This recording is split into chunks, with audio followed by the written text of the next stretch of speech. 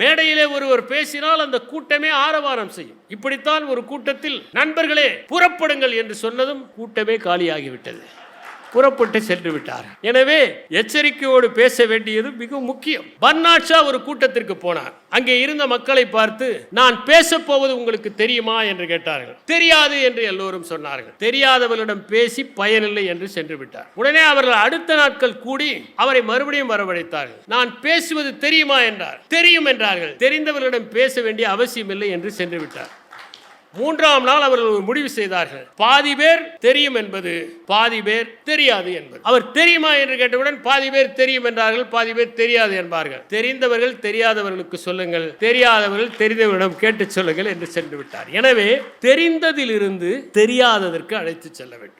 சொற்பொழிவுகளில் அரைத்தமாவையே அரைக்கக்கூடாது. சில பேர் ஒரே நகைச்சுவை எல்லா மேடையிலும் சொல்வார்கள். மொத்தம் 10-15 நகைச்சுவை துணுக்குகளை வைத்து ஓட்டிக் கொண்டிருப்பவர்களை நான் அறிவேன். இன்னும் சிலரோ அவர்கள் பேசுகிற போது பல நேரங்களில் எதிர்மறையாக பேசுவார்கள். எல்லோரையும் தாக்குவது என்பது போல பேசுகிறவர்களை நாம் பார்க்கலாம். சிலருடைய உரைகளில் நிறைய மேற்கோள்கள் இருக்கும். எது சொந்த கருத்து என்பதே தெரியாது. மேற்கோள்களால் நிரம்பிய பேச்சாக இருக்கும். இவர்கள் கடன் வாங்கிய கருத்துகளால் பேச்சை நிரப்புவார்கள். ஒருவர் மேடையில் பேசுகிறார், மேற்கோள் சொல்கிறவனெல்லாம் முட்டாள் என்று சியோங்கா பியோங்கோ சொன்னார் என்று. அதுவே மேற்கோள் தான். பிறகு என்ன சியோங்கா பியோங்கோ சொல்வது?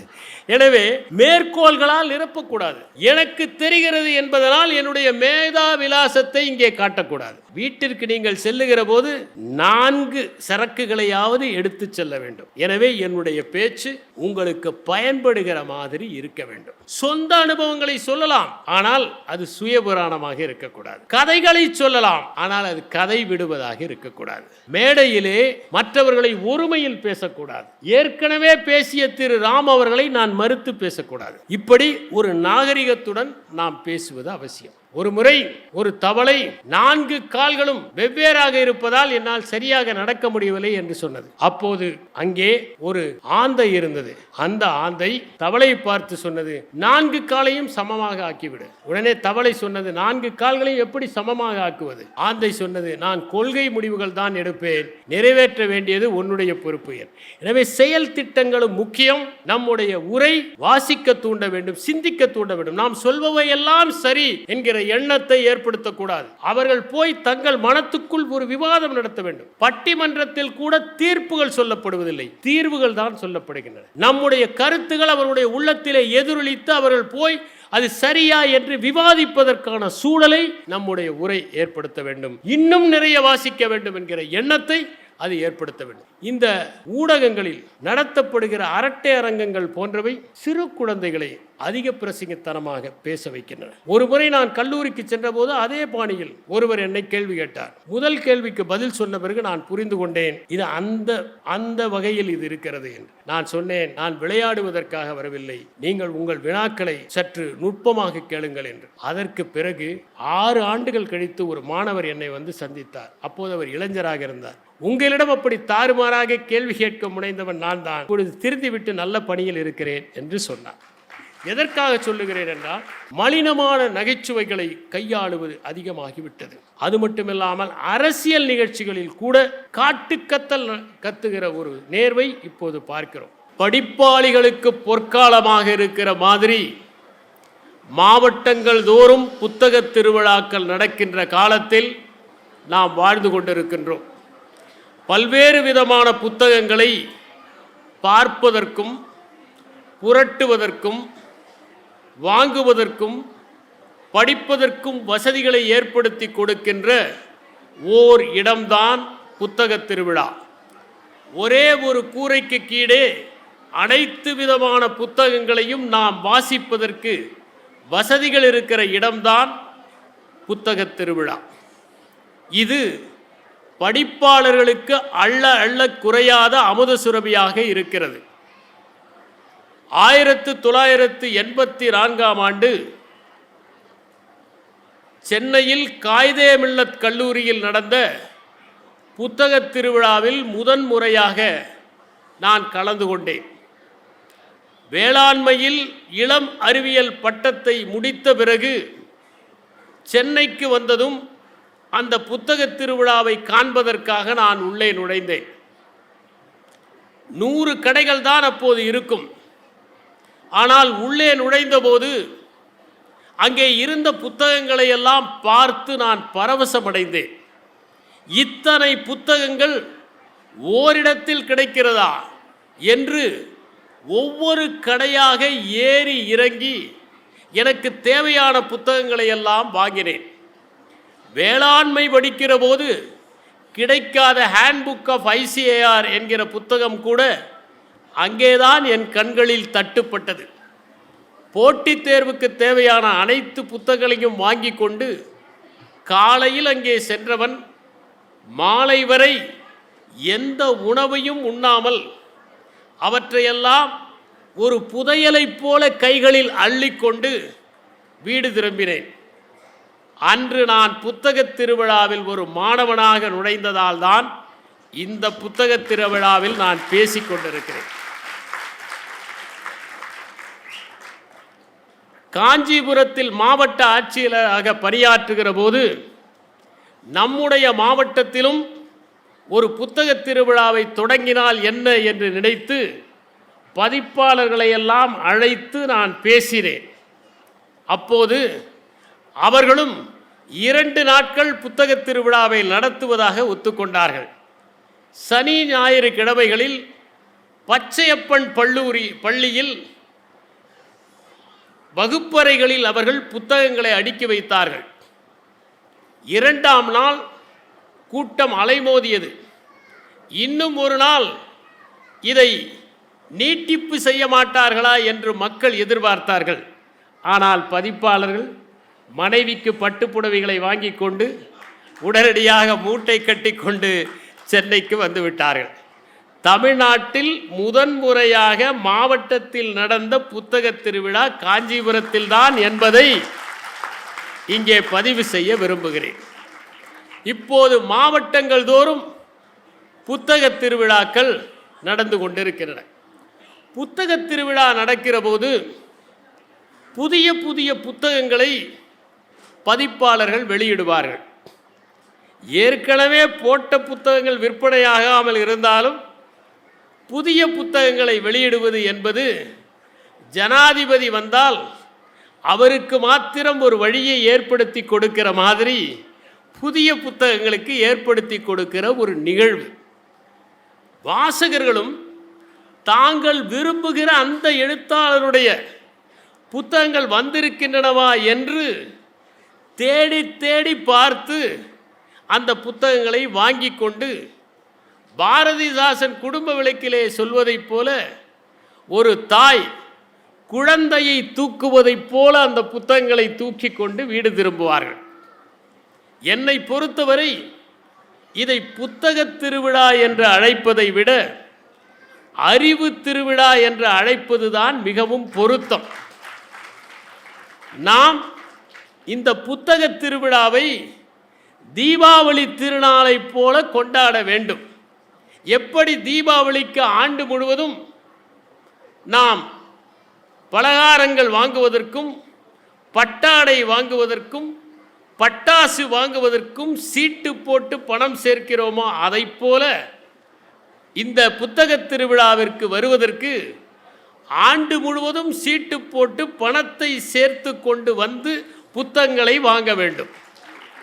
எப்படி ஒரு புடவை தீபாவளிக்கு வாங்கினால் பக்கத்து வீடுகளிலெல்லாம் காட்டி பரவசப்படுகிறோமோ அதைப் போல நாம் வாங்கிய புத்தகங்களை அடுத்தவரிடம் காட்டி பரவசம் அடைய வேண்டும். இன்று வாசிப்பவருடைய எண்ணிக்கை குறைந்து கொண்டு வருகிறது. புத்தகங்களை வாசிப்பவர்கள் குறைந்தால் நாளிதழ்களை வாசிப்பவர்களும் வார இதழ்களை வாசிப்பவர்களும் குறைந்து கொண்டே போவார்கள். கோவிட் பெருந்தொற்றுக்கு பிறகு நாளிதழ்களையும் வார இதழ்களையும் வாசிப்பவர்களுடைய எண்ணிக்கை குறைந்து கொண்டு வருகிறது. எனவே புத்தகங்கள் வாசிப்பதை ஊக்குவிப்பது ஊடகங்களுடைய கடமையும் கூட. அவர்கள் ஒவ்வொரு நாளும் இந்த புத்தகத் திருவிழாவில் என்ன நடக்கிறது என்பதை பதிவு செய்து வாசிக்கிற பழக்கத்தை ஊக்குவிக்க வேண்டும். நாம் ஒரு பலகார கடைக்கு சென்றால் தள்ளுபடி கேட்பதில்லை. பட்டாடை வாங்குவதற்கு சென்றால் தள்ளுபடி கேட்பதில்லை, நகைக்கடைக்கு சென்றால் தள்ளுபடி கேட்பதில்லை. ஆனால் புத்தக கடைக்கு சென்றால் என்ன தள்ளுபடி என்று கேட்பதில் பலர் குறியாக இருக்கிறார்கள். விலை மதிப்பில்லாத புத்தகங்களை தள்ளுபடியில் வாங்குவதை விட்டுவிட்டு அசல் விலைக்கு வாங்குகிற பழக்கத்தை நாம் வாசகர்களிடம் ஏற்படுத்த வேண்டியது அவசியம். ஒரு புத்தகம் மனிதனுடைய வாழ்க்கையில் என்ன செய்துவிட முடியும் என்கிற கேள்வி இன்றைய இளைய தலைமுறைக்கு இருக்கிறது. ஒரு புத்தகம் மனிதனுடைய அறிவை விசாலப்படுத்துகின்ற கருவூலமாக இருக்கிறது. அறிவியல், அரசியல், இலக்கியம், உளவியல், மேலாண்மை, கணிதம், தத்துவம், மானுடவியல், சமூகவியல் என்று எல்லா துறைகளிலும் புத்தகங்கள் அறிவு கருவூலங்களாக இருந்து நம்முடைய புரிதலை விசாலப்படுத்துவதற்கு உதவுகின்றது. புத்தகங்கள் ஒரு மனிதனுக்கு மிகப்பெரிய சிந்தனையின் சுரங்கமாக இருக்கிறது.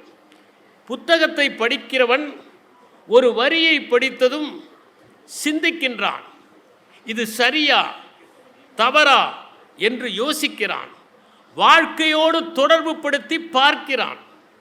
இப்படி கண்களை மூடி அவன் சிந்திக்கிற போது அந்த சிந்தனையிலிருந்து இன்னொரு சிந்தனைக்கு அவனுடைய மனம் நீட்சி அடைகிறது. அவன் ஒரு சிந்தனாவாதியாக மாறுகிறான். புத்தகங்களால் ஒருவனுடைய மொழி அறிவு மேம்படுகிறது. அவன் சரியான சொல்லை சரியான இடத்தில் பயன்படுத்த தொடங்குகிறான். அவன் கவித்துவமாக பேச தொடங்குகிறான்.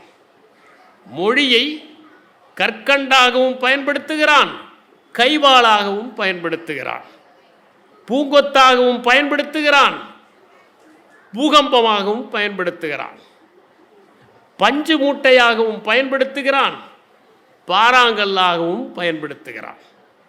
புத்தகம் ஒருவனுடைய தகவல் பரிமாற்ற திறனை அதிகப்படுத்துகிறது. நிறைய வாசித்தவர்கள் ஊமைகளையும் உபமானங்களையும் மேற்கோள்களையும் சரியான இடத்தில் பயன்படுத்துகிறார்கள். அவர்கள் சுவையான சம்பவங்களை சொல்லி பார்ப்பவர்களை வசீகரிக்கின்றார்கள். அவர்கள் எழுதுகிற கவிதைகள் கூட காவியமாகி விடுகிறது. அவர்கள் எழுதுகிற கடிதங்கள் கூட கவிதைகளாகி விடுகின்றன. அவர்களுடைய தனி மனித உரையாடல் கூட இனிப்பு தடவிக்கொண்டு எழுந்து நிற்கிறது. அவர்கள் சொற்களுக்கு மஞ்சள் பூச கற்றவர்கள். அவர்கள் சொற்களால் சொக்கட்டான் விளையாடவும் வார்த்தைகளுக்கு வகிடெடுக்கவும் கற்றவர்கள். அவர்கள் பேசுகிற போது சரிகையைப் போல அலங்காரங்களை பயன்படுத்தி அடுத்தவர்களை வசீகரிப்பார்கள். புத்தகங்களை வாசிப்பவர்கள் நேர்மையாகவும் தூய்மையாகவும் இருக்கின்ற மகத்தான மனிதர்களை பற்றியெல்லாம் அறிந்து தாங்களும் அப்படி செயல்பட வேண்டும் என்று சிந்திப்பார்கள். நூல்கள் அற உணர்வை ஏற்படுத்துகின்றன. வெறுமனே அறிவை தசைகளை முறுக்கி காட்டி ஆணழகன் போட்டியிலே காட்டுவதைப் போல படிப்பவர்களால் எந்த பயனும் இல்லை. ஆனால் உள்ளார்ந்த அன்புடன் யார் வாசிக்கின்றார்களோ அவர்களிடம் அந்த புத்தகம் ஒரு ரசவாதத்தை ஏற்படுத்தி அவர்கள் அற உணர்வோடு திகழ்வதற்கு வழிவகுக்கும். புத்தகங்கள் உணர்ச்சி மேலாண்மையை ஒருவனுக்கு கொடுக்கும். மகத்தான மனிதர்களுடைய வாழ்க்கை போராட்டங்களை எல்லாம் படிக்கிறவர்கள் நாம் படுகிற இன்னல்கள் எல்லாம் சின்ன சிராய்ப்புகள் என்று நினைத்து தங்கள் மனத்தை திடப்படுத்தி கொள்வார்கள். அவர்கள் புத்தகங்களிலிருந்து அன்பையும் கருணையும் ஒற்றிக்கொண்டு பரிவோடு மண்ணிலே நடப்பதற்கு கற்றுக்கொள்வார்கள். புத்தகங்களை வாசிக்கிறவர்கள் காட்சிப்படுத்துவார்கள். ஓர் அருவி என்று சொன்னால் குதிக்கிற நீரையும், ஆறு என்றால் அது பாய்கிற தோரணையையும், ஓடை என்றால் ஓடுவதையும், குளம் என்றால் தேங்குவதையும், கடல் என்றால் கலப்பதையும் கற்பனை செய்து காட்சிப்படுத்துவார்கள். அதனால் அவர்களுடைய சிந்தனை விரியத் தொடங்கும். புத்தகங்களை வாசிப்பவர்கள் படைப்பாக்க திறனுடன் இருப்பார்கள். நிறைய கதைகளையும் கவிதைகளையும் சிறுகதைகளையும் வாசிக்கிறவர்கள் நாமும் ஏன் சிறுகதையை எழுதக்கூடாது என்று சிந்தித்து அவர்கள் சிறுகதைகளை எழுதுவார்கள். அவர்கள் அறிவியலை படித்தால் கூட அந்த அறிவியலை சற்று வித்தியாசமாக நாம் செய்ய வேண்டும் என்று நினைப்பார்கள். இந்த படைப்பாக்க திறன் அவர்களுக்கு வரும். புத்தகங்கள் துன்பங்கள் துரத்துகிற போது வாசிக்கின்ற காரணத்தால் மகிழ்ச்சிக்கான வேதியியல் பொருட்களை நம் மனத்திலே உற்பத்தி செய்யும். அவை துயரங்கள் புழுக்கம் ஏற்பட்டு வியர்த்து கொட்டுகிற போது அதை துடைக்கின்ற கைக்குட்டைகளாக இருக்கும். பள்ளியிலே படிக்கிற மாணவர்கள் நிறைய புத்தகங்களை வாசித்தால் படிப்பிலே பின்தங்கி விடுவார்களோ என்று சிந்திக்க வேண்டியதில்லை. நிறைய வாசிக்கிற போது கவனத்தை கூர்மைப்படுத்த கற்றுக்கொள்வார்கள். குறுகிய நேரத்தில் நிறைய வாசிப்பதற்கு அவர்கள் பழக்கப்பட்டு விடுவார்கள். அதன் காரணமாக அவர்கள் பள்ளியிலும் அதிக மதிப்பெண்கள் பெறுவார்கள். பணியிலே இருப்பவர்களும் வாசித்தால் அவர்கள் நடத்துகின்ற அலுவலக கூட்டங்கள் சுவையாக இருக்கும். அவர்கள் நகைச்சுவையுடன் பேசி அந்த கூட்டத்தை கலகலப்பாக்கி விடுவார்கள். அவர்கள் எழுதுகிற சுற்றறிக்கைகள் கூட வாசிக்கப்படும், நேசிக்கப்படும். அவர்கள் மற்றவர்கள் 10 கோப்புகளை பார்க்கிற நேரத்தில் 50 கோப்புகளை பார்த்து விடுவார்கள். இப்படி அலுவலக பணியாளர்களுக்கு கூட வாசிப்பது மகிழ்ச்சியை தரும். வாசிக்கிறவர்களுக்கு தனிமை என்பதே இல்லை. ஏனென்றால் எதையுமே கேட்காமல், ஒரு தேநீர் வாங்கி கொடு என்று கூட நம்மை அழைக்காமல் உறுதுணையாக இருப்பது புத்தகம்தான். புத்தகங்கள் நமக்கு பண்பாட்டை கற்றுத்தருகின்றன. நீங்கள் சங்க இலக்கியங்களை படித்தால் விருந்தோம்பலை கற்றுக்கொள்வீர்கள். விவேக சிந்தாமணியை படித்தால் விருந்தினர்களை எங்கே சென்று வரவேற்பது என்பதை தெரிந்து கொள்வீர்கள். பாரதிதாசனின் குடும்ப விளக்கை படித்தால் தலைவாழை இலையை எப்படி போடுவது, நுனி எங்கே வரும் என்பதில் இருந்து கற்றுக்கொள்வீர்கள். இவற்றையெல்லாம் உங்களுக்கு புத்தகங்கள் கற்றுக் கொடுக்கின்றன. புத்தகங்களை வாசிக்காதவர்கள் எப்படி இருப்பார்கள்? அவர்கள் விழிப்புணர்வு இல்லாமல் இருப்பார்கள். உலகம் சொல்வதையெல்லாம் உண்மை என்று நம்புவார்கள். சிந்திப்பதற்கு திறன் இல்லாமல் இருப்பார்கள். கார்ல் மார்க்ஸ் இறந்தபோது ஏங்கல்ஸ் அறிவித்தார், கார்ல் மார்க்ஸ் சிந்திப்பதை நிறுத்திவிட்டார். எவன் ஒருவன் சிந்திப்பதை நிறுத்துகிறானோ அவன் மரணமடைந்ததற்கு சமம். சிந்திப்பதை வாழ்கிற போதே நிறுத்துகிறவர்கள் வாசிக்காதவர்களாக இருப்பார்கள்.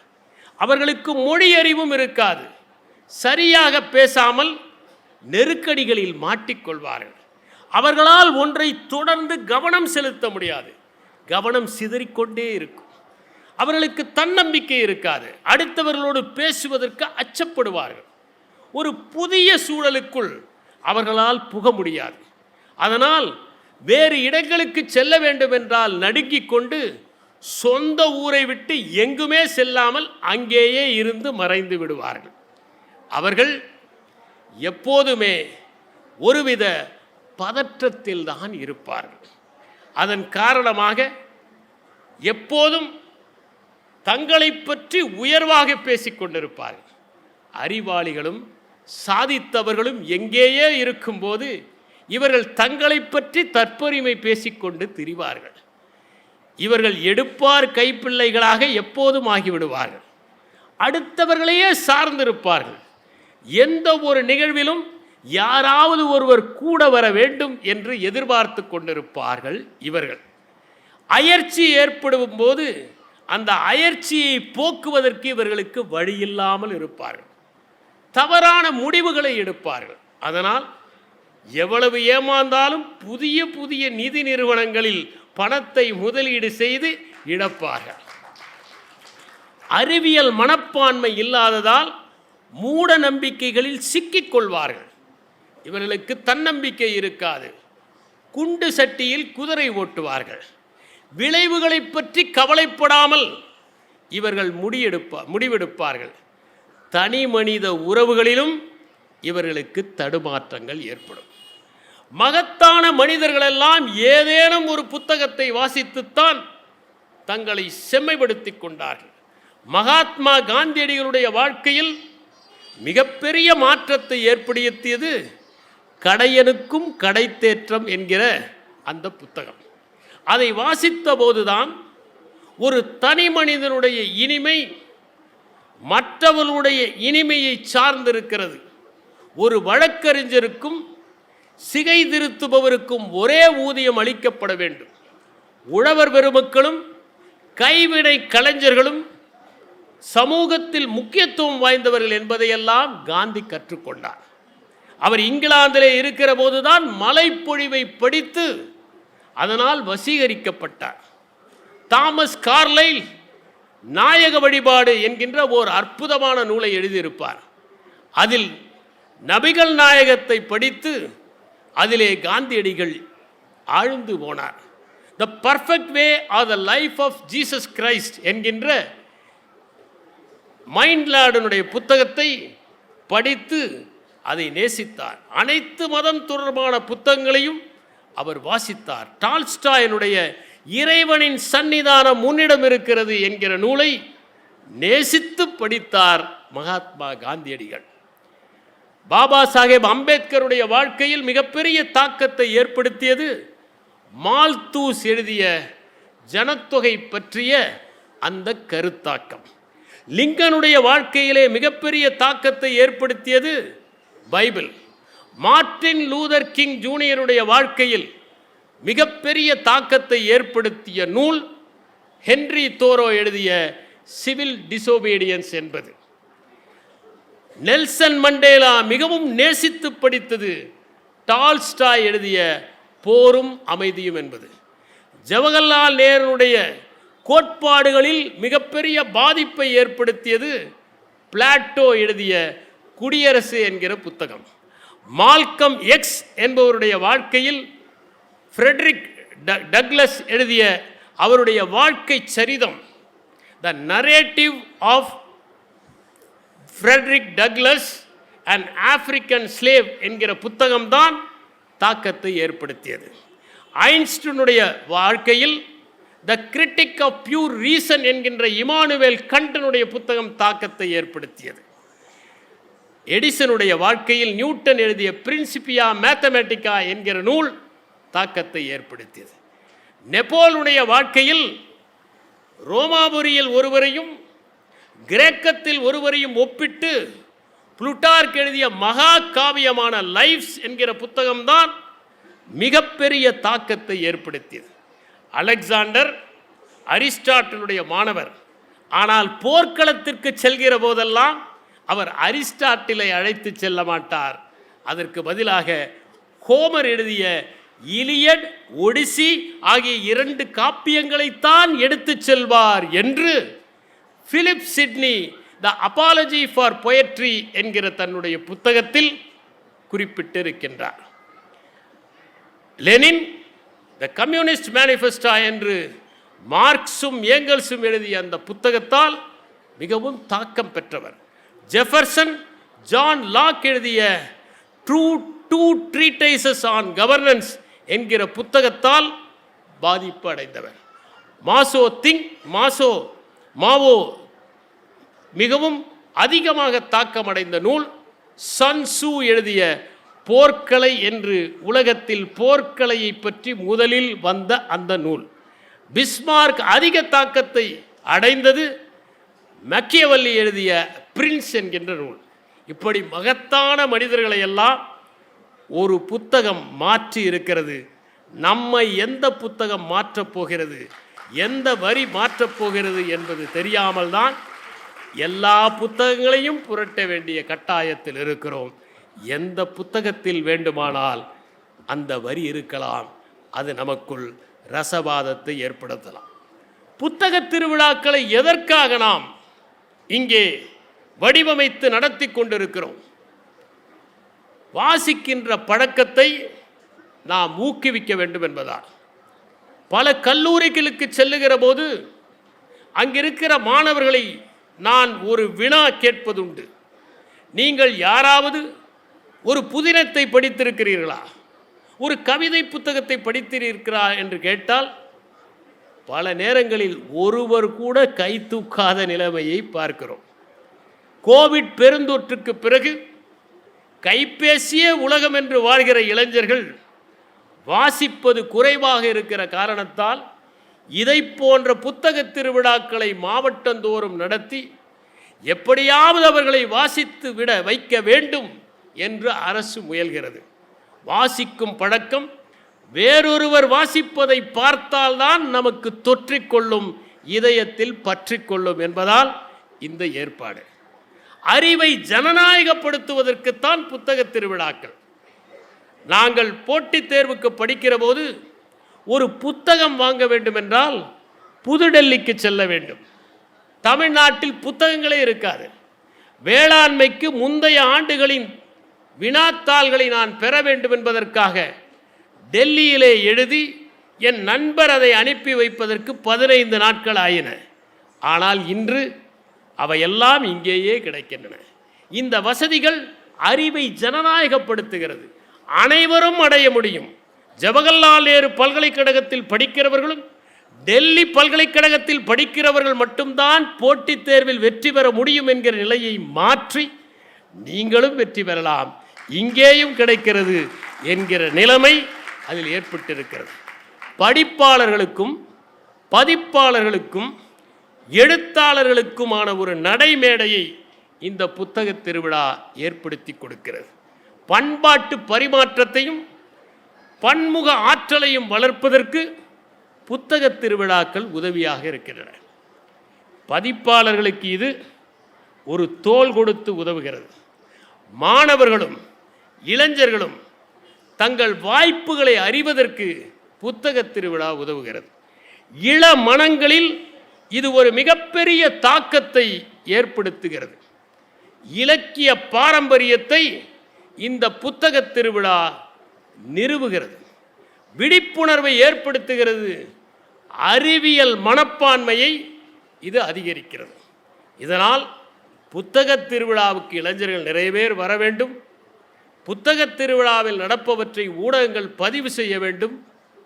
வாங்குகிறவர்கள் அடுத்தவர்களையும் இங்கே ஆற்றுப்படுத்தி புத்தகங்கள் வாங்குவதை ஒரு திருவிழா போல ஆக்க வேண்டும்.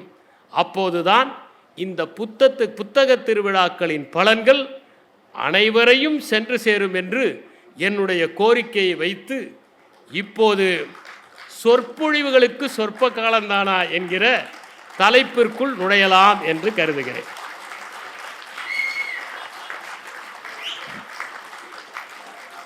மனிதன் எப்படி பேசத் தொடங்கினான் என்பதை நாம் புரிந்து கொள்ள வேண்டும். மனித வரலாற்றில் 3 புரட்சிகள் முக்கியமானவை என்று யுவல் நோவா ஹராரி குறிப்பிடுகிறார். முதலாவது புரட்சி அவனுடைய பிரக்னையில் ஏற்பட்ட புரட்சி, 70,000 ஆண்டுகளுக்கு முன்னால் ஏற்பட்டது. அடுத்த புரட்சி வேளாண்மை புரட்சி, 10,000 ஆண்டுகளுக்கு முன்னால் ஏற்பட்டது. அடுத்த புரட்சி அறிவியல் புரட்சி, 500 ஆண்டுகளுக்கு முன்னால் ஏற்பட்டது. 70,000 ஆண்டுகளுக்கு முன்னால் மனிதனுடைய மரபுக்கூறில் ஒரு மாற்றம் நிகழ்ந்தது. நம்முடைய மரபுக்கூறுக்கும் சிம்பன்சிகளுடைய மரபுக்கூறுக்கும் 98.4% ஒற்றுமை இருக்கிறது. நாமும் சிம்பன்சியும் கொரில்லாவையும் விட அதிகமான சொந்தக்காரர்கள். அந்த சிம்பன்சிக்கும் நமக்கும் 98.4% ஒற்றுமை இருக்கிறது. அந்த 98.4 0.1% ஒரு மாற்றம் நிகழ்ந்தது. அப்போது நம்முடைய குரல் வளை விரிவடைந்தது, உதடுகள் வெளியே வந்தது, நாக்கு பற்கள் ஆகியவை பரிணாம வளர்ச்சி அடைந்தன. அப்போது நாம் பேசத் தொடங்கினோம், பலவித ஒலிகளை எடுப்பத் தொடங்கினோம். அப்போதுதான் மனிதர்களுடைய பேச்சு மொழி என்பது உருவானது. அது விலங்குகளிடம் இல்லை. இயற்கை பேசுகிறது. ஆறு பாய்ந்தும் கடல் அலை எழுப்பியும் மரங்கள் கிளை அசித்தும் மலர்கள் நறுமணத்தின் மூலமும் பேசுகிறது. யானைகள் பிளிரியும் சிங்கங்கள் முழங்கியும் புலிகள் உரிமியும் நாய்கள் குரைத்தும் ஒலி எழுப்புகின்றன. இவையெல்லாம் அவற்றின் பேச்சு. ஆனால் மனிதனின் பேச்சை போல விசாலமான பேச்சு வேறு எந்த விலங்குக்கும் கிடையாது. விலங்குகளுடைய பேச்சு ஒரே மாதிரி தான் இருக்கிறது. 2000 ஆண்டுகளுக்கு முன்னால் ஆப்பிரிக்காவிலே சிங்கங்கள் எப்படி முழங்கினவோ அப்படித்தான் இன்றும் முழங்குகின்றன. ஆனால் நமக்கு சங்க இலக்கியத்தை படித்தால் ஒன்றும் புரியாது. அதே போல சென்னையில் இருக்கிறவர்கள் தமிழுக்கும் திருநெல்வேலியில் இருக்கிறவர்களுடைய தமிழுக்கும் வேறுபாடு, கோவையில் இருக்கிறவருடைய தமிழுக்கும் மதுரையில் இருக்கிறவருடைய தமிழுக்கும் வேறுபாடு, நெல்லைக்கும் கன்னியாகுமரிக்குமே வேறுபாடு. ஆனால் ஆப்பிரிக்காவில் இருக்கிற கிளிகளும் ஒரே மாதிரி தான் கத்துகின்றன, இந்தியாவிலே இருக்கிற கிளிகளும் ஒரே மாதிரி தான் கத்துகின்றன. எனவே மனிதன் மாத்திரம்தான் மொழியை காலத்திற்கு காலம் மாற்றி மாற்றி அதை வளப்படுத்தி கொண்டே இருக்கிறான், விரிவுபடுத்தி கொண்டே இருக்கின்றான். அது மனிதனுடைய மொழியினுடைய சிறப்பாக இருக்கிறது. விலங்குகளுடைய மொழிக்கும் மனிதனுடைய மொழிக்கும் எப்படி வேறுபாடு நடந்தது? மனிதனுடைய மொழி இவ்வளவு விரிவடைந்ததற்கு காரணமே புரளி பேசுவதால் தான் என்று கண்டுபிடித்திருக்கிறார்கள். மற்ற விலங்குகள் எல்லாம் இருக்கும்போது தான் பேசுகின்றன. ஆனால் மனிதன் தான் இல்லாதவரை பற்றி பேசுகிறான். மற்ற விலங்குகள் நிகழ்காலத்தை பற்றி பேசுகின்றன. மனிதன் தான் நடந்ததை பற்றி பேசுகிறான், எதிர்காலத்தை பற்றி பேசுகிறான், கனவை பற்றி பேசுகிறான், காட்சியை பற்றி பேசுகிறான். ஒரு நிறுவனத்தில் 150 பேருக்கு மேல் இருந்தால் அந்த நிறுவனம் சிறக்காது என்று கண்டுபிடித்திருக்கிறார்கள். அதற்கு டன்பர் எண் என்று பெயர். ஏனென்றால் 150 பேருக்கு மேல் இருந்தால் அவர்கள் புரளி பேசிக்கொள்ள முடியாது. 150க்குள் இருந்தால்தான் புரளி பேச முடியும். அப்போதுதான் அவர்கள் பரிமாறிக்கொள்ள முடியும் என்று கண்டுபிடித்திருக்கிறார்கள். எனவே மனித மொழி என்பது இவ்வளவு விரிவடைந்த காரணத்தால், செறிவடைந்த காரணத்தால் நாம் இங்கே சொற்பொழிவை கேட்டுக்கொண்டிருக்கிறோம். நான் சொற்பொழிவை ஆற்றிக்கொண்டிருக்கிறேன். வேறு எந்த விலங்கும் இப்படி சொற்பொழிவை ஆற்றவும் முடியாது, மற்ற விலங்குகள் சொற்பொழிவை கேட்கவும் முடியாது. சிம்பன்சியில் 30க்கு மேல் ஒரு குழு கிடையாது. ஆனால் லட்சக்கணக்கான பேர் ஓர் உரையை கேட்க முடியும். சொற்பொழிவுகளுடைய சிறப்பு என்ன? சொற்பொழிவுகள் மனிதனுக்கு ஒரு நம்பிக்கையை தரும், அவனை ஆற்றுப்படுத்தும், வழிநடத்தும், நெறிப்படுத்தும், ஊக்குவிக்கும், தூண்டும், அனைத்தையும் செய்யும். 1990ஆம் ஆண்டு காவிரி நடுவர் மன்றம் தஞ்சை பகுதிக்கு வந்தது. அவர்கள் வருகிற போது என்ன செய்ய வேண்டும் என்று ஒரு கூட்டம் நடத்தப்பட்டது. அப்போது மக்களால் தேர்ந்தெடுக்கப்பட்ட அரசாங்கம் பதவியில் இல்லை. எனவே அதிகாரிகள் எல்லாம் ஒன்று சேர்ந்து நாம் நீண்ட மனித சங்கிலியை காவிரி டெல்டா பகுதி முழுவதும் அமைத்து நாங்களெல்லாம் காவிரி இல்லாமல் வாழ முடியாது என்பதை அவர்கள் இதயத்தில் பதிவு செய்ய வேண்டும் என்று முடிவெடுத்தார்கள். அப்போது நான் நாகப்பட்டினத்தில் சாராட்சியர். எங்களுடைய மாவட்ட ஆட்சியராக இருந்தவர் விவேக் ஹரிநாராயண். அவர்கள் சொன்னார்கள், சாராட்சியர்கள், வட்டார வளர்ச்சி அலுவலர்கள், கோட்ட வளர்ச்சி அலுவலர்கள் போன்றவர்களெல்லாம் ஒரு பிரச்சாரம் போல மக்களிடம் சென்று மனித சங்கிலி அமைக்க வேண்டும் என்று காலையிலிருந்து இரவு வரை பிரச்சாரம் செய்ய வேண்டும் என்று சொன்னார்கள். நாங்கள் மற்ற கோப்புகளை எல்லாம் இரவில் பார்ப்பது என்று முடிவு செய்துவிட்டு ஒரு திறந்த ஜீப்பிலே சென்று ஊர் ஊராக மக்களிடம் காவிரி எவ்வளவு முக்கியம், சிலப்பதிகாரத்தில் என்ன சொல்லப்பட்டிருக்கிறது, அதை எப்படி சங்க இலக்கியங்கள் பாராட்டின என்றெல்லாம் பேசி, இந்த காவிரி நமக்கு பாய வேண்டும் என்றால் மனித சங்கிலியை அமைக்கத்தான் வேண்டும் என்று நிறைய பிரச்சாரம் செய்தோம். அதன் பலனாக தொடர்ந்து மனித சங்கிலி இடைவிடாமல், தொய்வில்லாமல், இடைவெளி இல்லாமல் அமைக்கப்பட்டு அந்த காவிரி நடுவர் மன்றம் இந்த மக்களின் ஜீவாதாரமே காவிரிதான் என்று உணர்ந்து தன்னுடைய கருத்துக்களை பதிவு செய்தது. இது சொற்பொழிவுகளுக்கான சக்தி. நீங்கள் பார்க்கலாம், மேடையிலே ஒருவர் பேசினால் அந்த கூட்டமே ஆரவாரம் செய்யும். இப்படித்தான் ஒரு கூட்டத்தில், நண்பர்களே புறப்படுங்கள் என்று சொன்னதும் கூட்டமே காலியாகிவிட்டது. புறப்பட்டு சென்று விட்டார். எனவே எச்சரிக்கையோடு பேச வேண்டியது மிக முக்கியம். சொற்பொழிவுகளின் காரணமாக நம்முடைய தகவல் பரிமாற்றம் விருத்தியடையும். ஒருவர் பேசுவதை பார்த்து நாமும் நன்றாக பேச கற்றுக்கொள்வோம். எந்த சொல்லை எங்கே பயன்படுத்துவது என்று தெரிந்து கொள்வோம். நம்முடைய உடல் மொழிகள், கண் அசைவுகள், முகக்குறிப்புகள், நிற்கின்ற தோரணை போன்ற அனைத்துமே நல்ல சொற்பொழிவுகளை கேட்கிற போது நம்மாலும் பின்பற்றப்படும். ஒரு பேச்சை லட்சக்கணக்கானவர்கள் ஒரே நேரத்தில் கேட்கலாம். ஒரு புத்தகத்தை ஒருவர் தான் வாசிக்க முடியும். ஆனால் மிகச்சிறந்த பேச்சை லட்சக்கணக்கானவர்கள் கேட்க முடியும். கண்களுக்கு எந்த சிரமமும் இல்லாமல் காதுகளை மட்டும் திறந்து வைத்து பேச்சை கேட்கலாம். சில பேச்சுகள் நடக்கிற போது காதுகளை மூட வேண்டிய கட்டாயமும் நமக்கு ஏற்படுகிற அளவிற்கு நிலைமை ஆகிவிட்டது.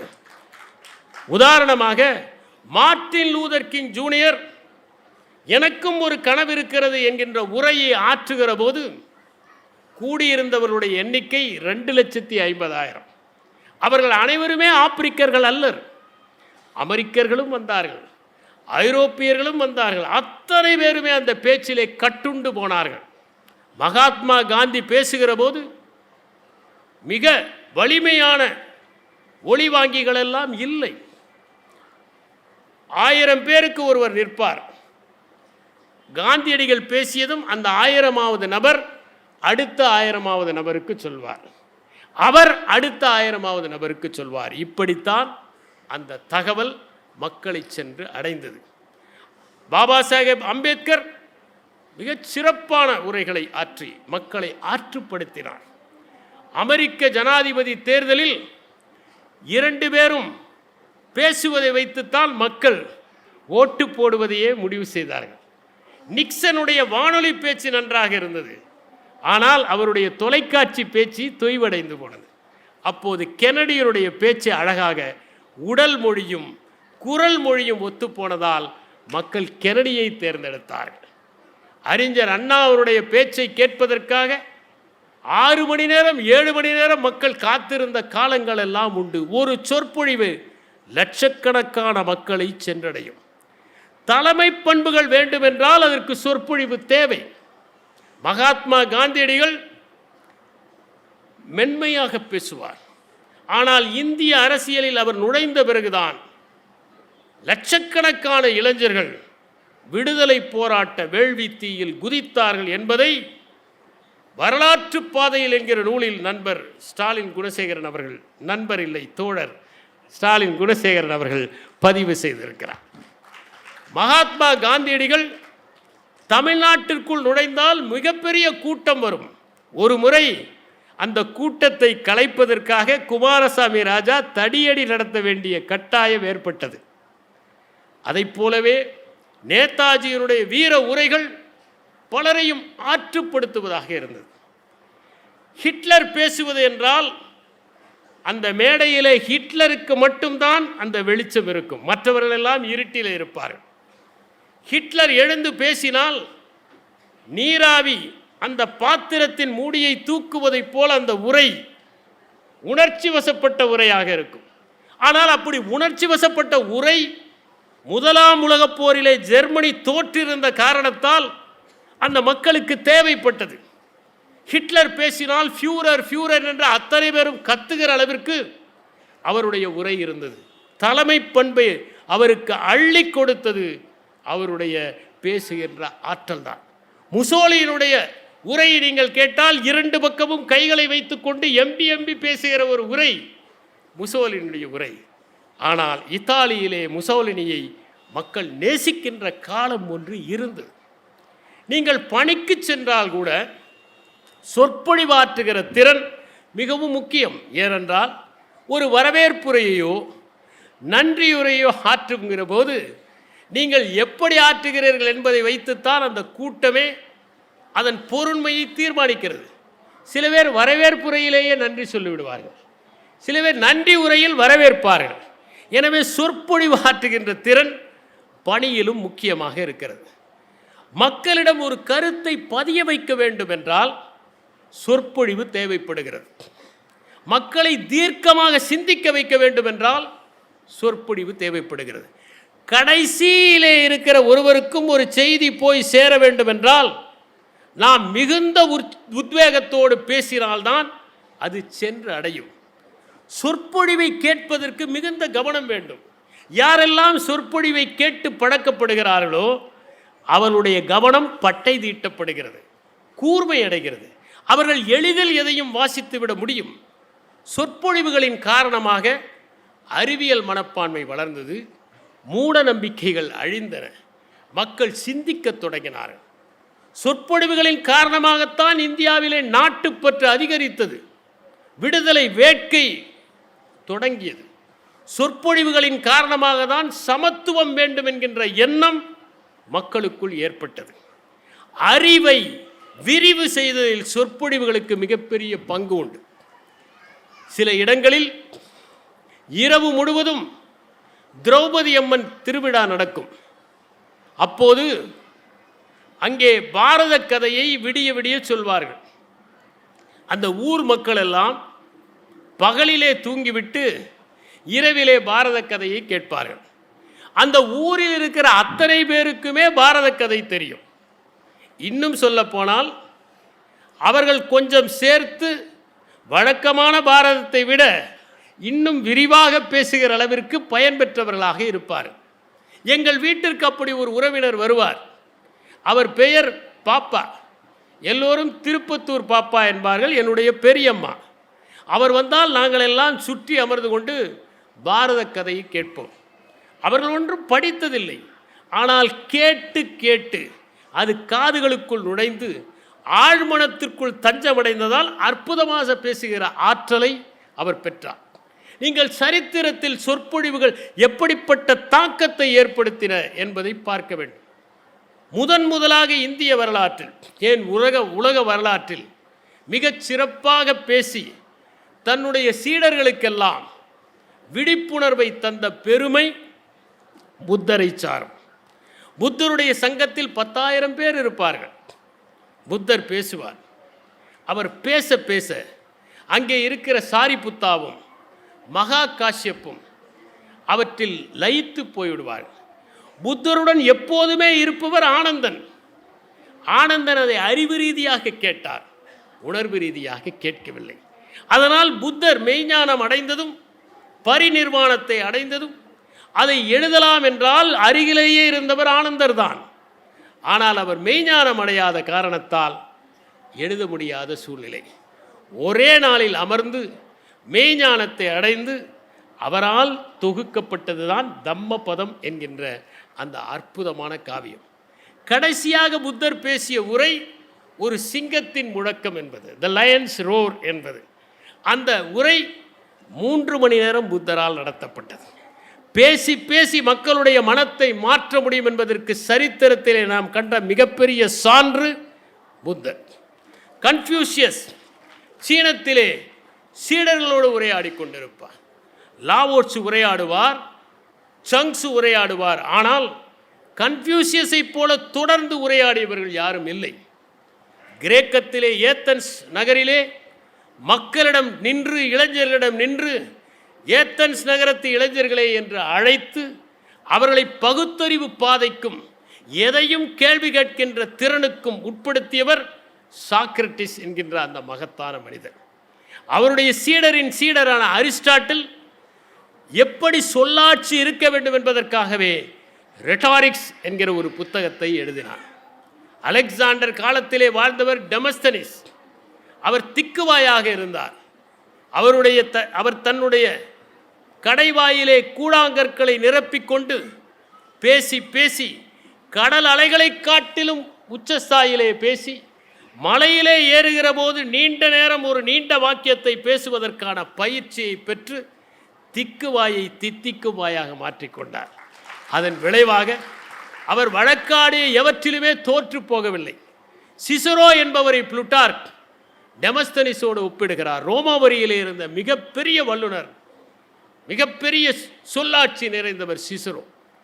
சிசரோவின் சொல்லாட்சி ஆண்டனியின் சொல்லாட்சியை விட அதிகமாக இருந்ததால் தான் சிசுரோவை கொல்வதற்கு ஆண்டனி ஆயத்தமானான் என்பதை ஜூலியஸ் சீசர் நாடகத்தில் நாம் பார்க்க முடிகிறது. கிரேக்கத்திலே சொற்பொழிவுகளை எழுதி தருவதற்கு சில பேர் இருந்தார்கள். அவர்களுக்கு பெயர் லோகோகிராஃபர் என்று பெயர். ஒருவர் பேசினால் எப்படி அவர்கள் வாழ்க்கையில் வெற்றி பெற முடியும் என்பதை திருவள்ளுவர் 100 குறட்பாக்களில் 10 அதிகாரங்களில் தொகுத்திருக்கிறார். அவர் தகவல் பரிமாற்றத்தை போல அதிக குறட்பாக்களை எதற்கும் ஒதுக்கவில்லை. அதற்கு அடுத்தது அவர் ஒதுக்கியது நட்புக்கு 5 அதிகாரங்கள். ஏனென்றால் தகவல் பரிமாற்றம் இல்லை என்றால் இல்லறம் இல்லை, தகவல் பரிமாற்றம் இல்லை என்றால் மக்கட்பேறு இல்லை, தகவல் பரிமாற்றம் இல்லை என்றால் நட்பும் இல்லை, அரசாட்சியும் இல்லை, நீதியும் இல்லை, நியாயமும் இல்லை, காமத்துப்பாலும் இல்லை, பொருட்பாலும் இல்லை, அறத்துப்பாலும் இல்லை. அதனால் 100 குறட்பாக்களை அவர் ஒதுக்கினார். அதே போன்று ராமாயணத்திலே அனுமனைத்தான் சொல்லின் செல்வர் என்று அழைக்கிறார்கள். சுவைபட பேசுவதிலும் அடுத்தவர்கள் பேசுவதை கவனிக்கின்ற காரணத்தினாலும் தான் அனுமனுக்கு அந்த பெயர். இறுதியாக பேசுவார் அனுமன். ஆனால் தனக்கு மன்னனாக இருக்கிற சுக்ரீவனையே எதிர்த்து பேசுகிற வல்லமை பெற்றவராக அனுமன் இருந்ததனால்தான் சொல்லின் செல்வர். சில நேரங்களில் மேலே இருப்பவர்களையும் மென்மையாக எதிர்த்து பேசுகிறவர்கள் தான் சொல்லின் செல்வர்களாக இருக்க முடியும். ஷேக்ஸ்பியர் மகத்தான 2 பாத்திரங்களை படைத்திருப்பார். ஜூலியஸ் சீசரில் வருகிற ஆண்டனியின் பாத்திரம், உங்கள் காதுகளை இரவல் கொடுங்கள் என்று பேசி அவர்களையெல்லாம் வசீகப்படுத்துகிற ஒரு பாத்திரமாக ஆண்டனி வலம் வருவான். அவன் கிளர்ச்சியாளர்களை ஓட ஓட விரட்டுகின்ற அளவிற்கு மக்களை கொதித்தட செய்வான். நீதியும் நியாயமும் நிலை பெற வேண்டும் என்பதற்காக போர்ஷியா என்கிற பாத்திரத்தை வெனிஸ் நகரத்து வியாபாரி என்பதில் ஷேக்ஸ்பியர் படைத்திருப்பார். எனவே மகத்தான மனிதர்கள் சொற்பொழிவை நிகழ்த்தி வெற்றி பெற்றிருக்கிறார்கள். ஒரு சொற்பொழிவு எப்படி தயாரிக்கப்பட வேண்டும்? ஒரு சொற்பொழிவு தெரிந்ததிலிருந்து தெரியாததற்கு நம்மை அழைத்து செல்ல வேண்டும். முழுவதும் தெரிந்ததாக இருந்தால் மக்கள் கிளம்பி விடுவார்கள்.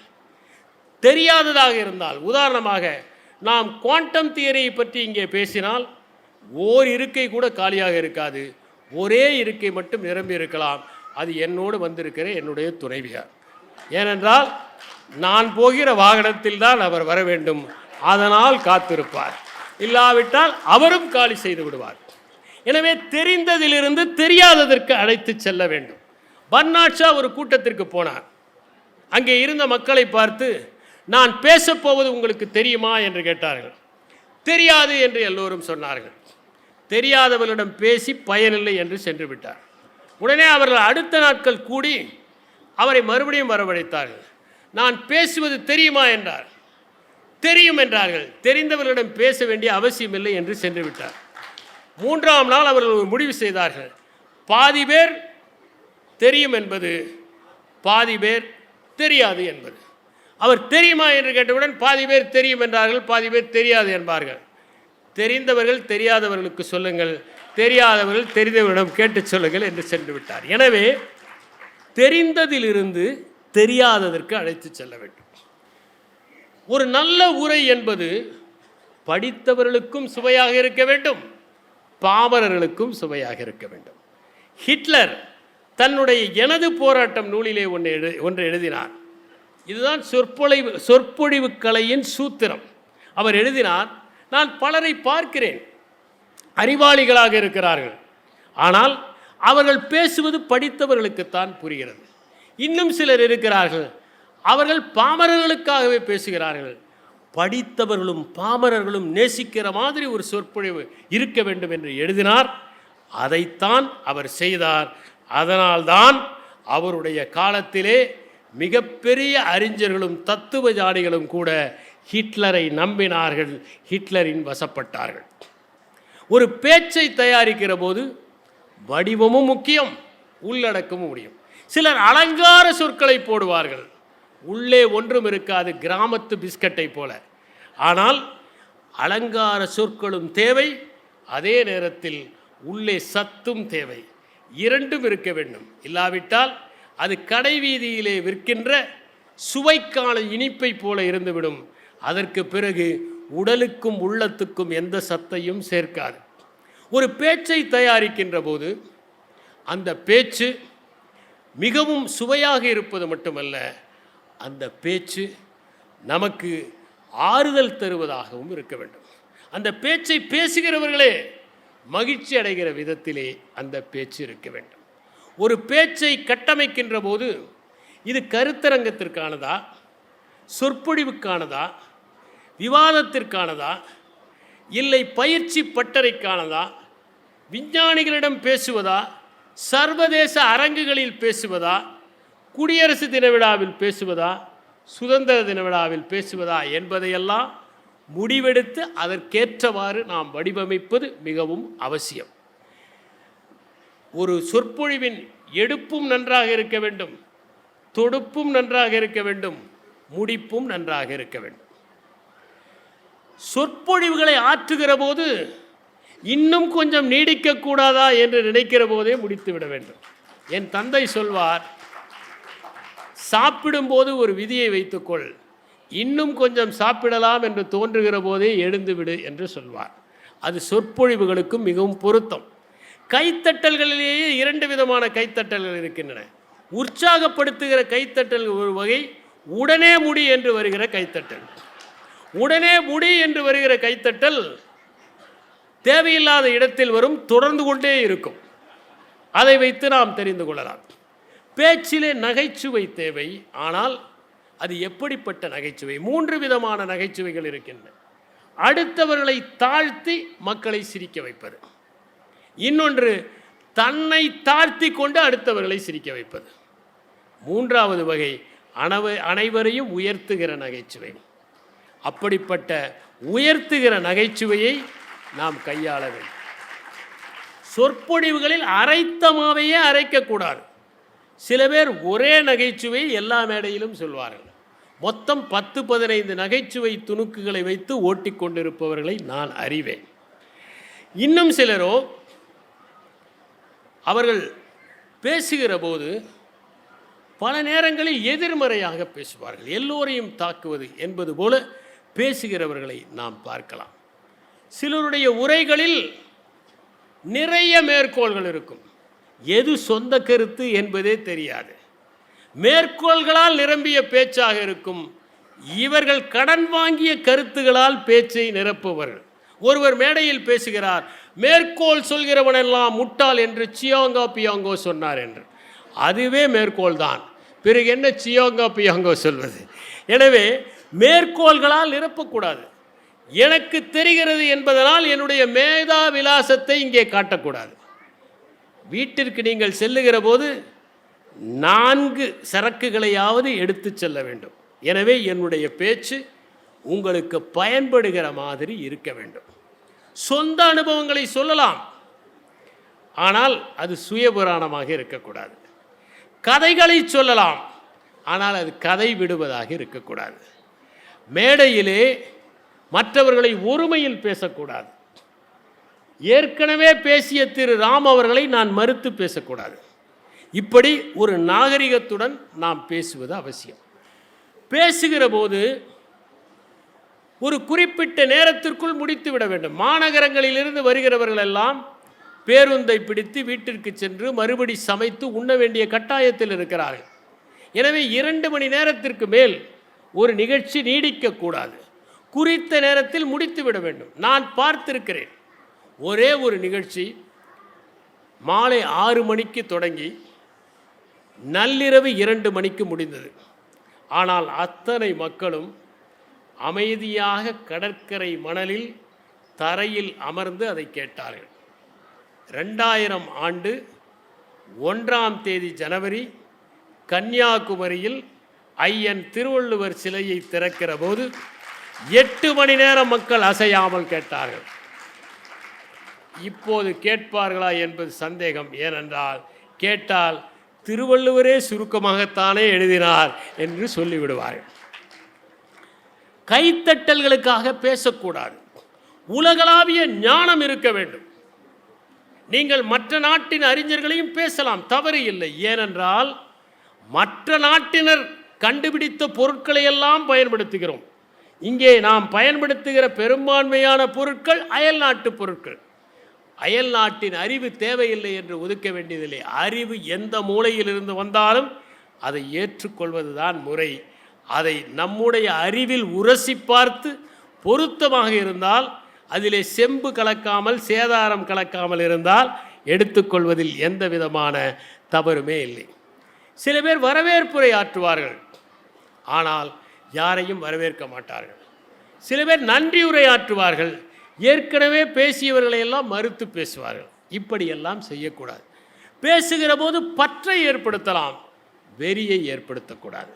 அடுத்தவர்கள் இதயத்தில் பற்று வரலாம், அந்த பற்று புற்றாக மாறுகிற போதுதான் அது வெறியாக மாறுகிறது என்பதை நாம் உணர வேண்டும். ஒரு நல்ல பேச்சு அடுத்தவர்களை சிந்திக்க தூண்ட வேண்டும், வாசிக்க தூண்ட வேண்டும், அவர்கள் இன்னும் தேட வேண்டும் என்கிற எண்ணத்தை ஏற்படுத்த வேண்டும். ஒரு நல்ல உரையை ஆற்றுகிற போது ஏற்ற இறக்கங்கள் தேவை, வெறுப்பை உமிழக்கூடாது, அடுத்தவர்களை தரக்குறைவாக தாக்கி பேசக்கூடாது. ராஜாஜி ஒரு முறை பேசுகிறார், அவருக்கு எதிர்க்கட்சியாக இருப்பவரை பற்றி பேசுகிறார். எதிர்க்கட்சி தலைவருக்கு அன்று பிறந்த நாள். அவர் பேசும்போது சொல்கிறார், நம்முடைய எதிர்க்கட்சி தலைவருக்கு பிறந்த நாள், அவருக்கு ஆயுள் வளர வேண்டும், நாமெல்லாம் அவருடைய ஆயுள் வளர வேண்டும் என்று பிரார்த்திப்போம், அதே நேரத்தில் அறிவும் கொஞ்சம் வளர்ந்தால் பரவாயில்லை என்று பேசுகிறார். இப்படி தரக்குறைவில்லாமல் பேச வேண்டும், பொத்தாம் பொதுவாக பேசக்கூடாது, எல்லோரையுமே பொதுவாக பேசிவிடக்கூடாது, ஆதாரம் இல்லாமலும் பேசிவிடக்கூடாது. இவையெல்லாம் ஒரு உரையை நிகழ்த்துவதற்கு முக்கியம். அப்படி என்றால் ஒரு சொற்பொழிவை எப்படி தயாரிக்க வேண்டும்? நம்முடைய அனுபவங்களின் அடிப்படையில் தயாரிக்க வேண்டும், சொந்த அனுபவங்கள் வேண்டும், அவதானிப்புகள் நீங்கள் கவனித்தவற்றை வைத்து அவற்றை தயாரிக்க வேண்டும்.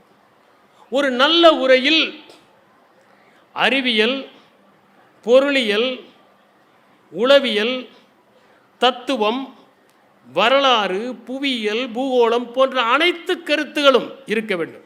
நான் ஓர் உரையை விருந்துக்கு ஒப்பிடுவேன்.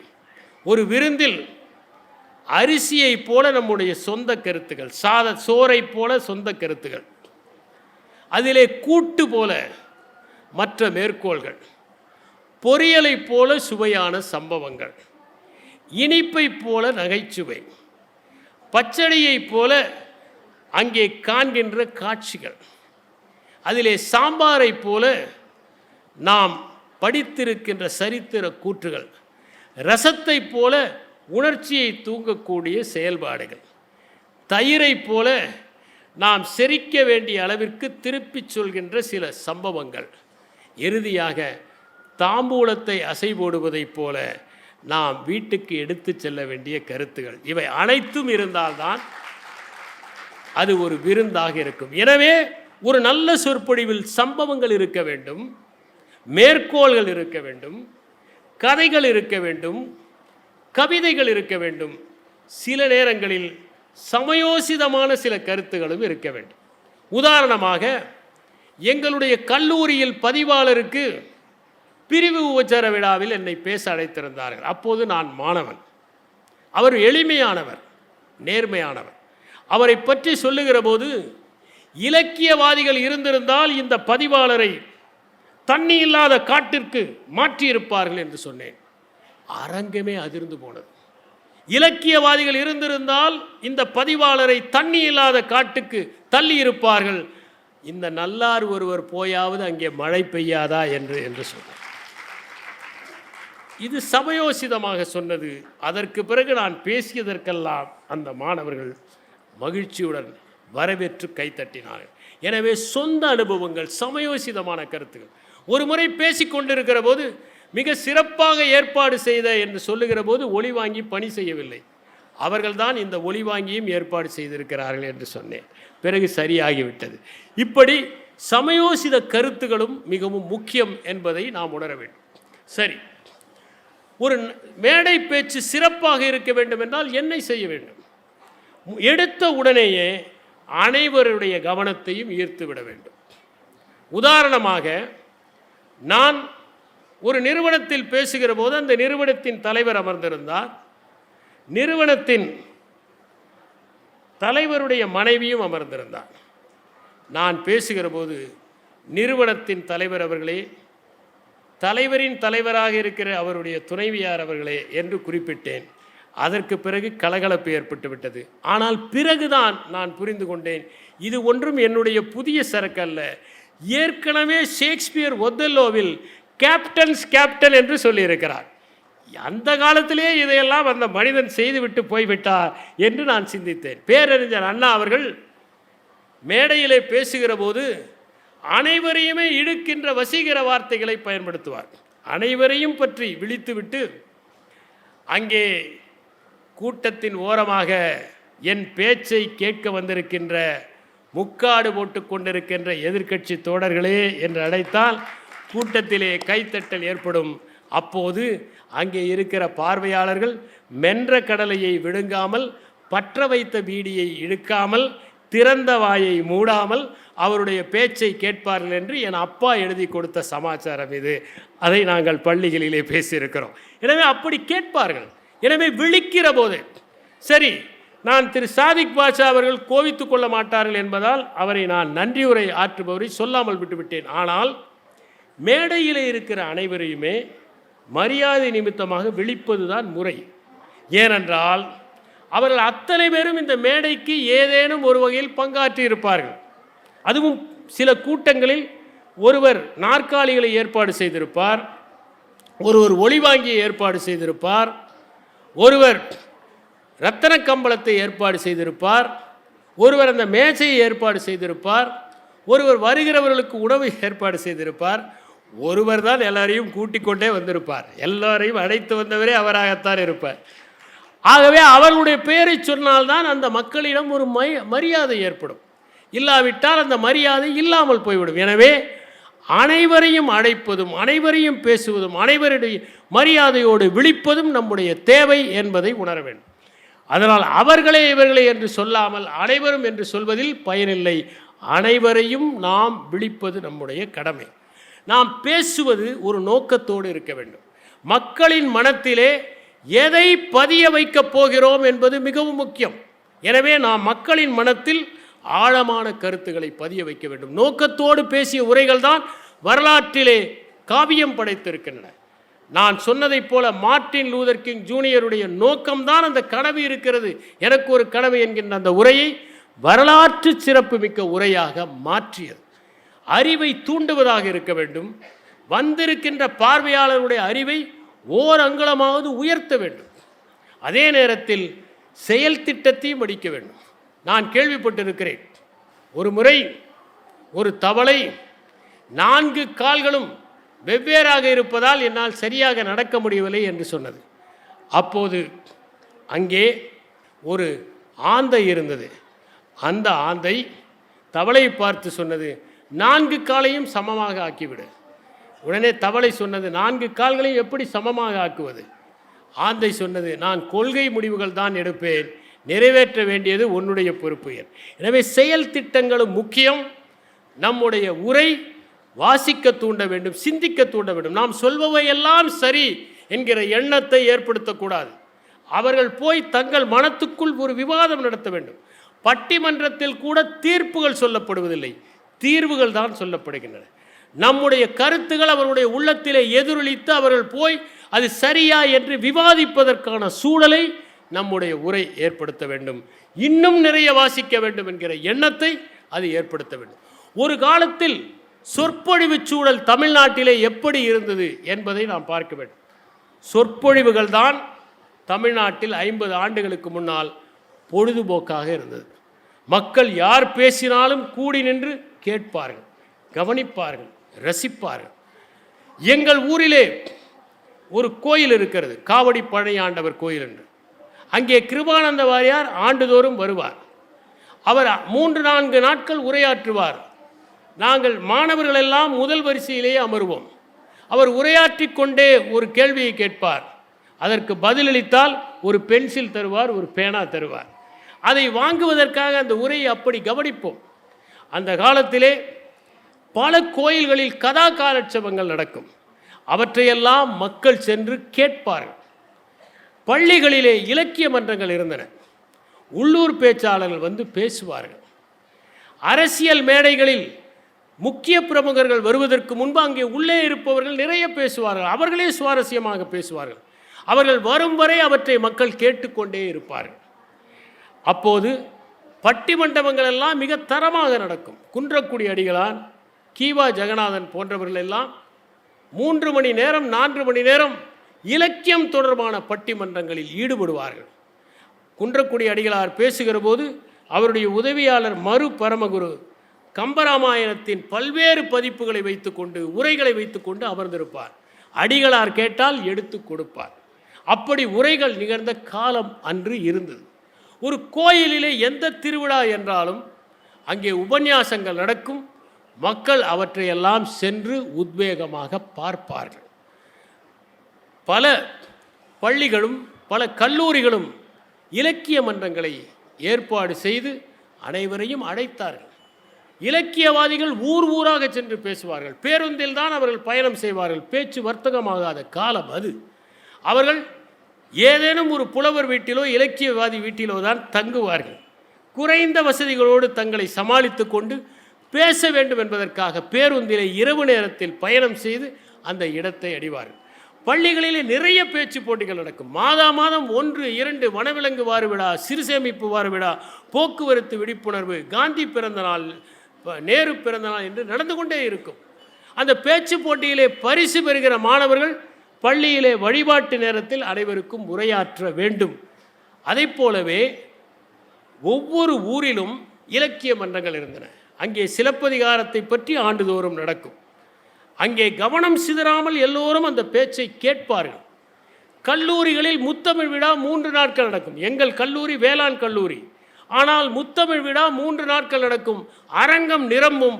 மாணவர்கள் அற்புதமான உரைகளை எல்லாம் கைதட்டி பாராட்டுவார்கள். எந்த இடத்திலும் கவனம் சிதறியதை நான் பார்த்ததில்லை.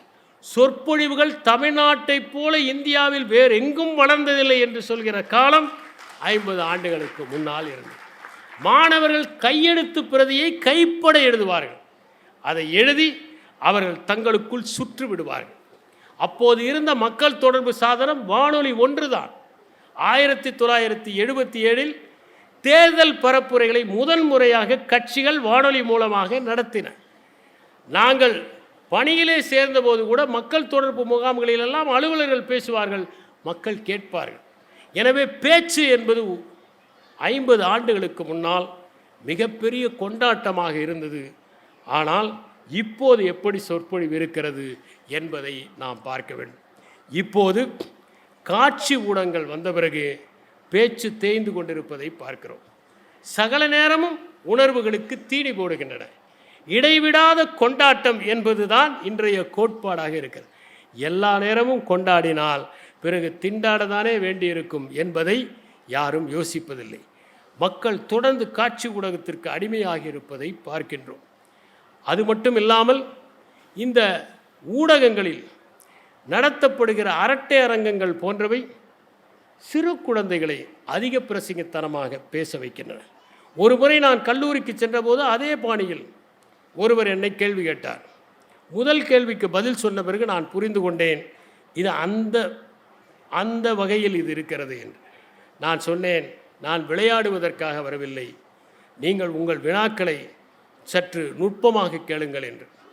அதற்கு பிறகு 6 ஆண்டுகள் கழித்து ஒரு மாணவர் என்னை வந்து சந்தித்தார். அப்போது அவர் இளைஞராக இருந்தார். உங்களிடம் அப்படி தாறுமாறாக கேள்வி கேட்க முனைந்தவன் நான் தான். இப்பொழுது திருந்திவிட்டு நல்ல பணியில் இருக்கிறேன் என்று சொன்னார். எதற்காக சொல்லுகிறேன் என்றால், மலினமான நகைச்சுவைகளை கையாளுவது அதிகமாகிவிட்டது. அது மட்டுமில்லாமல் அரசியல் நிகழ்ச்சிகளில் கூட காட்டுக்கத்தல் கத்துகிற ஒரு நேர்வை இப்போது பார்க்கிறோம்.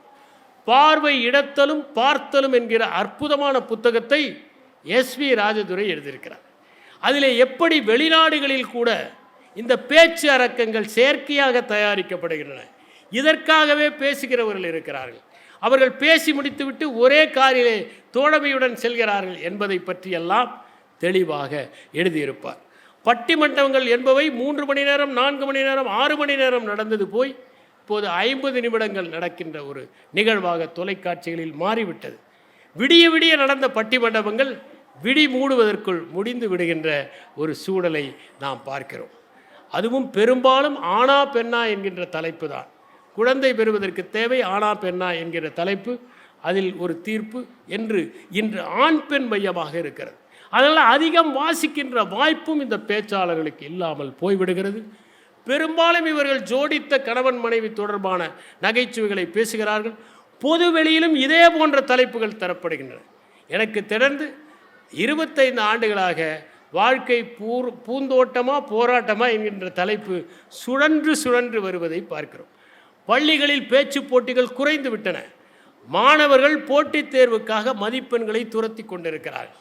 கல்லூரியிலோ வளாக நேர்காணலுக்காக சகல நேரமும் அவர்கள் தயாரித்து கொண்டிருக்கிறார்கள். பேச்சை நேசிப்பது இல்லை. இப்போது எல்லோர் கையிலும் ஒரு மிடுக்கு பேசி இருக்கிறது. இதிலேயே அனைத்தும் அடைந்து விடலாம், எதற்காக இன்னொரு உரையை கேட்க வேண்டும் என்கின்ற எண்ணம் அவர்களுக்கு இருப்பதை பார்க்கிறோம். காணொளியிலேயே அவர்கள் மூழ்கி விடுகிறார்கள். அவர்களால் கவனம் செலுத்த முடிவதே இல்லை. அவர்கள் ஓடுமீன் ஓட உரிமையின் வருமளவு காத்திருக்கிற கொக்கை போல எப்போது பேச்சாளர் முடிப்பார் என்று காத்து கொண்டிருப்பதை பல நிகழ்வுகளில் நான் பார்த்து கொண்டிருக்கிறேன். அதனால் தருவிக்கப்படுகின்ற மாணவர்கள் எந்த பேச்சையும் கேட்பதில்லை, தானாக வருகிற மாணவர்கள் தான் கேட்கிறார்கள். எனவே எண்ணிக்கை முக்கியமல்ல, விருப்பமானவர்கள் இந்த நிகழ்ச்சியில் வந்திருப்பதைப் போல வந்தால் அந்த சொற்பொழிவு நீடிக்கும் என்பதுதான் என்னுடைய எண்ணம். இப்போது பல இடங்களில் அறிமுக விழாக்கள் பள்ளி கல்லூரிகளில் நடக்கின்றன. அதில் கூட மாணவர்கள் கேட்பதில்லை. ஒருவர் கவனிக்கிறாரா என்பதை அவருடைய உடல் மொழியை பார்த்தே நாம் கண்டுகொள்ளலாம். அவர்கள் கவனிக்காமல் அமர்ந்திருப்பதை பார்த்தால் பேசுபவர்களுக்கு பேசுவதில் சுரத்தே இல்லாமல் போய்விடுகிறது. ஏனென்றால் அவர்கள் ஆணி அடித்ததைப் போல அமர்ந்திருக்கிறார்கள். எந்த உரையையும் அவர்களிடம் நிகழ்த்த முடியாது. பல இடங்களில் வகுப்புகள் கூட இப்போது பவர் பாயிண்ட்டுகளாக ஆகிவிட்டன. அதனால் சொந்தமாக பேசுகிற ஆற்றல் குறைந்து விட்டது. வெளிநாடுகளில் நடக்கிற நிகழ்ச்சிகளில்தான் நம் ஊர் தமிழர்கள் ஆர்வமாக சொற்பொழிவுகளை கேட்கிறார்கள் என்பது நமக்கு ஆறுதலாக இருக்கிறது. நாம் இங்கே விட்டாலும் அவர்கள் தமிழை காப்பாற்றி விடுவார்கள் என்கிற எண்ணமும் நமக்கு ஏற்படுகிறது. இன்று மாணவர்களுக்கு பேசுவதை விட குறுஞ்செய்தி அனுப்புவதுதான் வசதியாக இருக்கிறது. அதனால் பெரும்பாலானவர்கள் அகவயப்பட்டவர்களாக ஆகிவிடுகிறார்கள், இன்ட்ரோவர்ட்ஸ் என்று ஆகிவிடுகிறார்கள். அவர்களால் சகஜமாக எல்லோரிடமும் பழக முடியவில்லை. இது மட்டுமில்லாமல் சில நகைச்சுவைகள் தமிழ்நாட்டிலே சுற்றி கொண்டிருக்கின்றன. ஒரு பேச்சாளர் முதல் நாள் போய் 20 நகைச்சுவைகளை உதிர்த்து விட்டு வந்துவிட்டார். அடுத்த நாள் இன்னொரு பேச்சாளர் போய் அதே நகைச்சுவை பேசியிருக்கிறார். கூட்டத்தை ஏற்பாடு செய்தவர்கள் சொல்லியிருக்கிறார்கள், இதே நகைச்சுவைகளை நேற்று ஒருவர் பேசிவிட்டு போய்விட்டார். எனவே சுற்றி கொண்டிருக்கிற நகைச்சுவை. ஆங்கில பள்ளிகளில் தமிழும் தகராறு ஆங்கிலமும் தகராறு என்கின்ற சூழலில் அங்கே யாராவது தமிழில் பேசினால் மாணவர்கள் கவனிப்பதில்லை. அப்படியே அவர்கள் அமர்ந்திருந்தாலும் அமைதியாக இருந்தாலும் 20 மாணவர்களுக்கு ஒரு ஆசிரியர் அவர்களை கண்காணித்து கொண்டே இருக்கிறார். பிடித்து வைத்த பிள்ளையாரை போல அவர்கள் அந்த நிகழ்ச்சியை கவனித்து கொண்டிருக்கிறார்கள். சிறந்த சொற்பொழிவாளர்களை அவர்கள் எதிர்கொள்வதும் இல்லை, அந்த உரைகளை கேட்பதும் இல்லை. இன்று இருக்கிற இந்த சொற்பொழிவு சூழலில் நாம் சொற்பொழிவுகளை எப்படி மீட்டெடுப்பது என்பதுதான் இறுதி கேள்வி. மறுபடியும் பள்ளிகளிலும் கல்லூரிகளிலும் இலக்கிய மன்றங்களை, தமிழ் மன்றங்களை நாம் வலுப்படுத்த வேண்டிய கட்டாயத்தில் இருக்கின்றோம். மாணவர்களிடையே பேச்சு போட்டிகளை நடத்துவது அவசியமாக இருக்கிறது. அவர்களுக்கு கவனிக்கின்ற கலையை கற்பித்து தர வேண்டும். நாம் பேசுகிற கலையை கற்றுத்தருவதற்கு முன்னால் மறக்கப்பட்ட கலையாக இருக்கின்ற அந்த கவனிக்கின்ற கலையை கற்றுத்தருவது அவசியம். தகவல் பரிமாற்றம் இருந்தால்தான் ஒருவர் வாழ்க்கையில் முன்னேற வேண்டும் என்பதை அவர்கள் மனத்தில் பதிய வைக்க வேண்டும்.